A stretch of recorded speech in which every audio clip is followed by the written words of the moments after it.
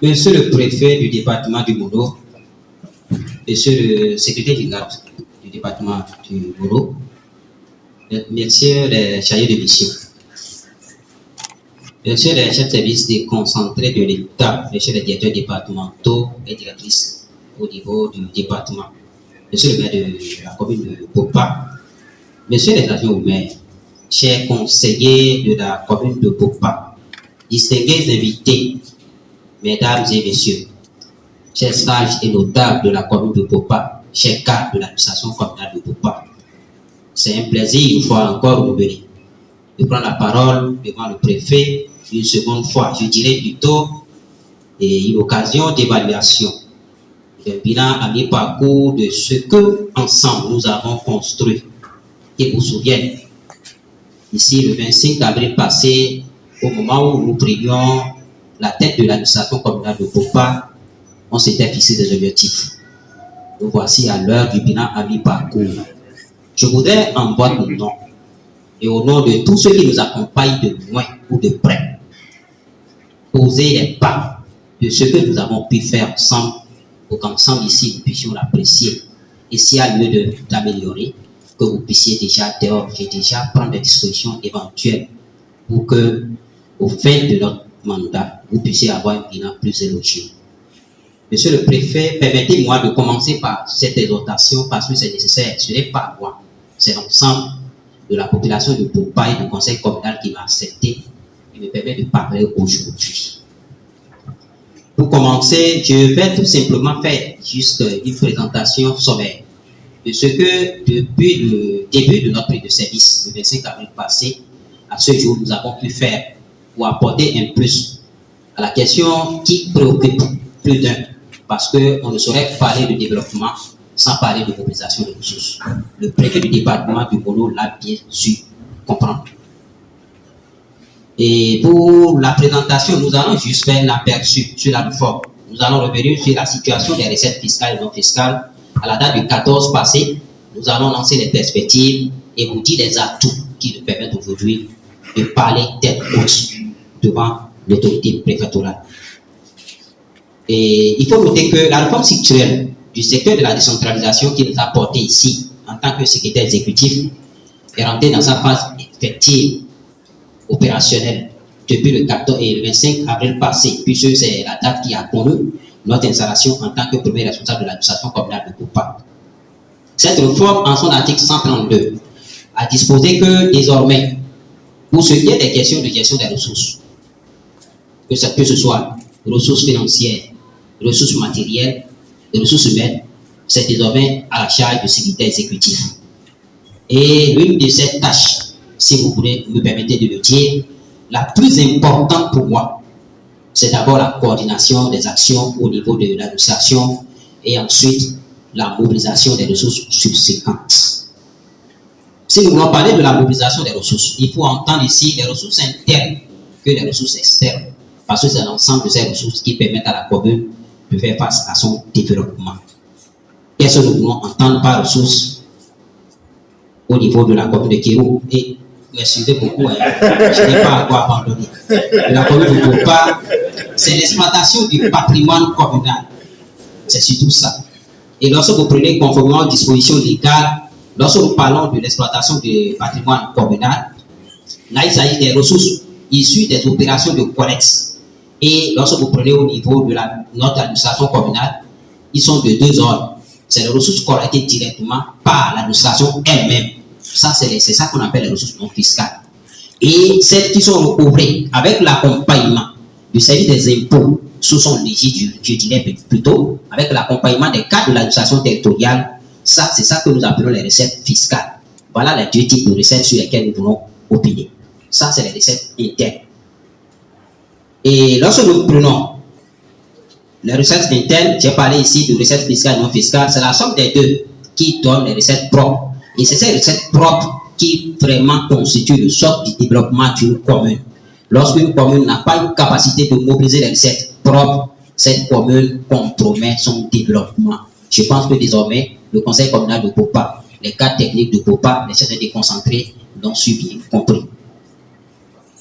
Et je passe maintenant aux réalisations.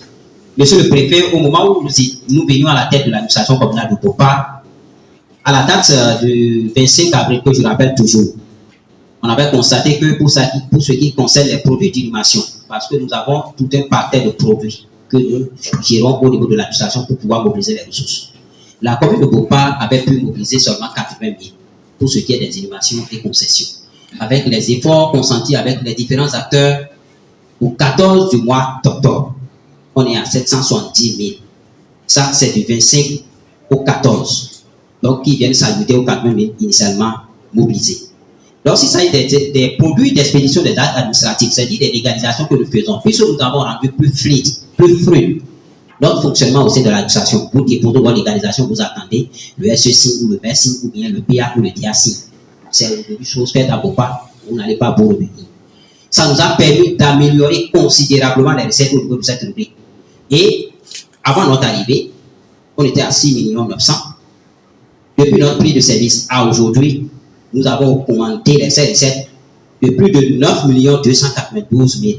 Ça veut dire que lorsque nous faisons la sorte, nous tournons autour déjà, comme vous aurez déjà compris, autour de 16 millions pour cette rubrique.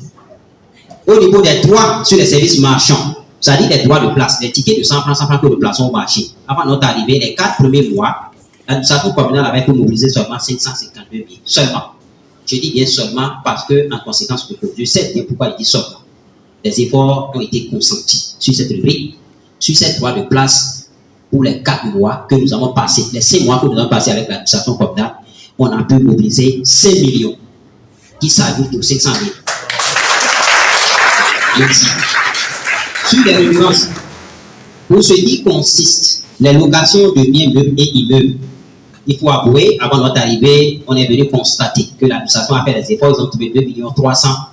Mais nous, on a pu compléter à ce qui est déjà mobilisé, les 2 millions, on a complété encore 6 millions comme taxe, ce qu'on a pu recouvrer sur les biens meubles et immeubles au cours des 5 mois passés. Ce qui permet aujourd'hui à l'administration de compter sur près de 9 millions sur cette rubrique. Je poursuis, monsieur le préfet, et il y a beaucoup de recettes. Et si vous le permettez, je vais aller au plus essentiel parce que je ne vais pas prendre tout votre temps pour tout ce que nous avons eu à faire. Je vais au niveau des recettes qui m'ont le plus marqué, au niveau des droits de spectacle, jeux et divertissement. Vous savez, c'est les manifestations que nous faisons tous les jours au niveau de la commune de Bopa. Les 4 mois écoulés, la commune avait mobilisé seulement 260 000. À notre arrivée, au vu des sensibilisations et des interdictions formelles d'organisation de manifestations sans autorisation préalable de l'autorité communale, nous avons pu mobiliser 2 millions supplémentaires. Je continue, monsieur le préfet, et je passe désormais au niveau des taxes sur les affiches et les publicités. Ça, c'est les petites ressources que nous devons collecter auprès des opérateurs économiques qui sont installés sur notre territoire. La Subebra, pour les publicités qu'ils font, MTN, Move, et ainsi de suite. Je pense qu'avant notre arrivée, il y avait seulement 5 000 francs sur le compte. Mais quand je suis arrivé, avec l'accompagnement de mes cadres, nous avons pu mobiliser 30 907 000. Ça, c'est grâce au cadre. Et avec la collaboration avec les élus communaux. Pour ce vous dire, à la date du 25 avril, on était à 62 000. Mais grâce aux efforts avec les cadres, sur cette taxe, on a pu mobiliser 1 086 000. Il faut reconnaître que les taxis villes payent 1 200 francs. Et pas taxis villes par an. Et les efforts ont pu nous permettre d'avoir 1 million. Si nous voulons récapituler pour ce qui concerne les recettes non fiscales, avant notre arrivée, la commune disposait déjà de 13 millions. À notre arrivée, on a pu apporter 60 millions. Ce qui permet aujourd'hui à la commune de compter sur environ 75 millions de recettes non fiscales. Et je poursuis avec les recettes fiscales. Pour ce qui est des recettes fiscales, ça c'est dans le cadre de la collaboration que nous entretenons avec le service des impôts, bien sûr avec l'accompagnement de tous les acteurs à la base. Au niveau de la taxe de développement local, avant notre arrivée, on était à 95 000. Cette taxe, avec les efforts consentis du côté de recevoir des impôts, avec notre accompagnement, on a pu avoir 14 millions qui vient s'ajouter à ce qui était fait. Taxe de développement local. Oui, de 95 000, on est aujourd'hui à 14 millions. Donc, Donc je pense que c'est les efforts qui sont faits, c'est l'ensemble des acteurs. Ce n'est pas l'effort du secrétaire exécutif, c'est l'effort de tous les acteurs qui entrent en jeu. Pour ce qui concerne les contributions sur les fonciers bâtis, il faut dire que là, c'est des efforts aussi au niveau du foncier bâti et non bâti. C'est maintenant que nous avons lancé les habits, la distribution des habits en collaboration avec le receveur des impôts. Il y a des agents qui ont été mis à sa disposition pour distribuer ces habits. Ce qui a pu être mobilisé en début d'année, c'était 7 millions. Et pour ceux, au bout des efforts, nous avons complété 3 millions. Là, on n'a pas encore atteint les objectifs parce que c'est maintenant que les habits sont en train d'être mis en place. Il est dans la salle. Nous poursuivons, monsieur le préfet, pour ce qui concerne les autres taxes diverses, c'est-à-dire les impôts divers. Il était prévu, sur une rubrique, on avait seulement trouvé 1000 francs à notre arrivée. Oui, ça c'est les taxes diverses. C'est les diverses taxes. Ça c'est la collecte des différents produits et autres. Mais je pense qu'avec la collaboration avec le receveur des impôts, on a pu compléter 7 millions sur cette rubrique. Lorsque nous prenons les recettes fiscales au niveau de la commune du Bopa, désormais, au 30 avril, avant notre prix de service, il y avait 8 821 000.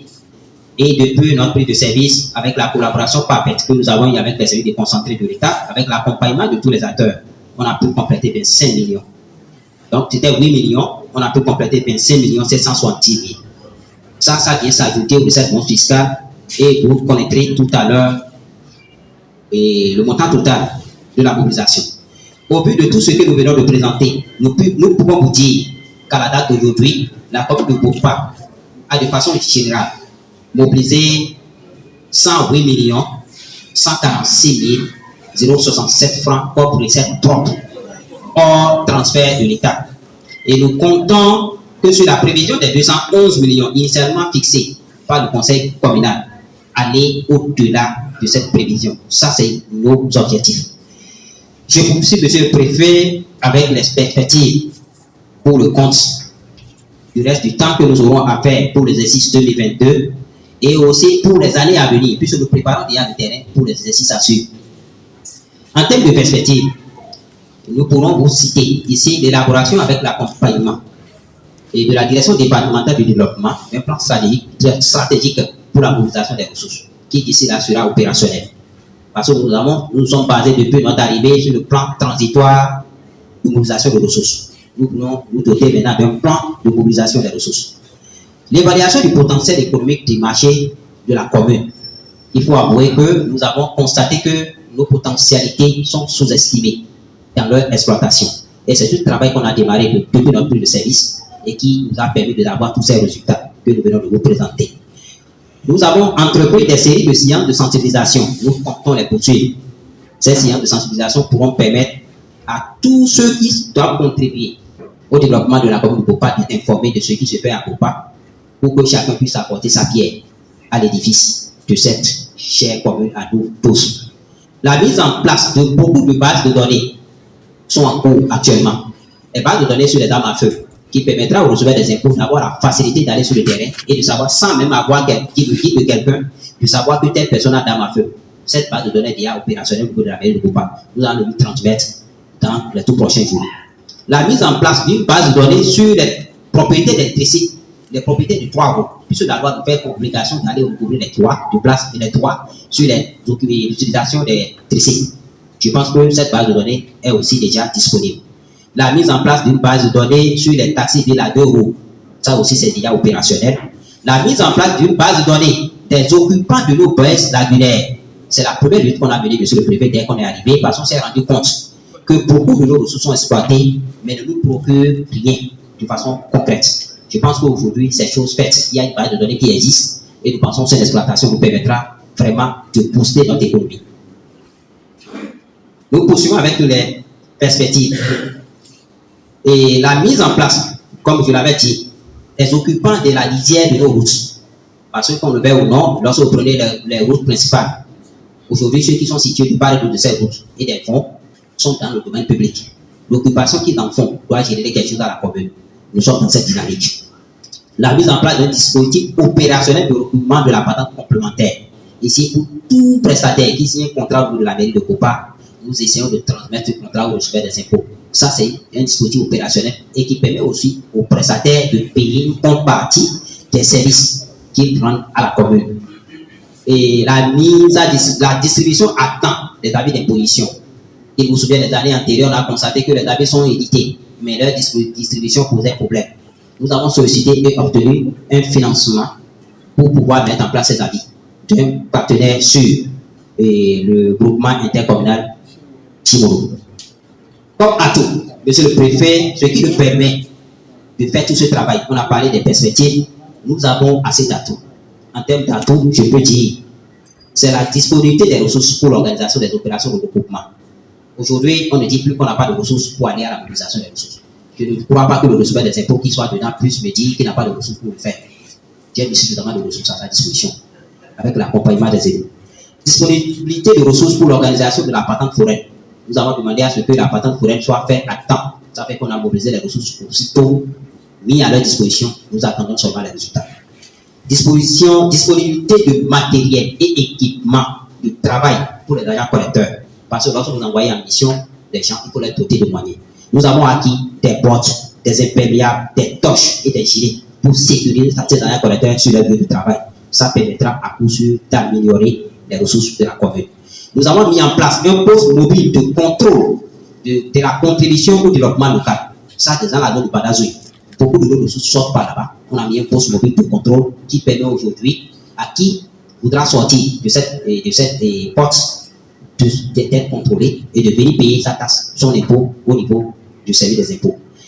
Monsieur le préfet, un élément très capital, c'est le conseil communal de Popa qui est favorable à la réforme dans toute cette dimension. C'est un atout très capital pour moi.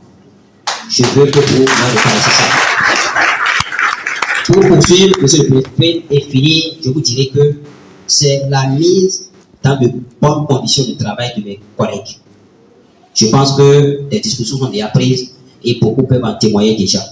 Je dis, lorsqu'il y a peu, nous allons donner peu. Plus nous ferons d'efforts, mieux nos conditions seront améliorées. Je pense que déjà à partir du mois de septembre, même les collaborateurs les plus qui se diront collaborateurs simples savent déjà qu'il y a un plus sur le peu qu'on devait percevoir. Cela motive et encourage à faire davantage. Pour finir, monsieur le préfet, je vous dirai que tout ce que nous venons de citer, ce n'est pas l'intelligence du secrétaire exécutif. Ce n'est pas sa gabarit, ce n'est pas sa capacité seule à lui à faire le meilleur ou le bonheur de la commune de Popa. C'est tout le peuple de la commune de Popa. C'est toute la population de Popa. C'est le conseil communal de Popa. C'est les chefs de déconcentrés. Ils travaillent dans la commune de Popa. C'est les cadres qui sont derrière moi qui font l'œuvre de tout ça. Je tiens une fois encore à leur dire merci. Et vous dites merci aussi pour les conseils que vous êtes de recevoir. Parce que je vous le dis, je le dirai en public, je reçois assez de conseils de vos cadres. Et je pense que c'est la mise en œuvre de ces conseils qui nous permet d'avancer les résultats. Une fois encore, merci. Voilà ce que je tiens à partager, monsieur le président. Je vous remercie.